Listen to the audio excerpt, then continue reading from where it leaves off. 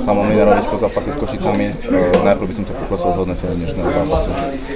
Tak vlastne víťazstvo v tomto zápase nás stala prvá tretina, kde sme boli na začiatku veľa vylučovaní a to vlastne ovplyvnilo celý zápas.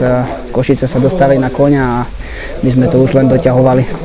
Vlastne aj včera bol taký emotívny záver bitky. Je to už takéto správne to vybičovanie z tej série? Ale tak myslím si, že to patrí k hokeju. Nič sa také zase nestalo, že by sa o to muselo všade písať. Myslím si, že tá posledná tretina z našej strany bola dobrá, strelili sme gól a pevne verím, že na to nadviažeme a vlastne my do Košic ideme vyhrať. Ako si spomínal, ideme do Košic určite za víťazstvom v pondelok už. Čiže ako sa na tento ťažký duel pripraviť o Košice Arene?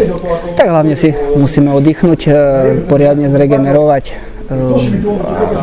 Myslím si, že nemáme čo meniť, musíme sa vrátiť k tej hre, čo sme predvádzali prvé 3 zápasy a vlastne túto sezónu sme stále dobili Stýr Arenu, čiže ja som presvedčený o tom, že sa odtiaľ vrátime s víťazstvom a ukončíme túto sériu.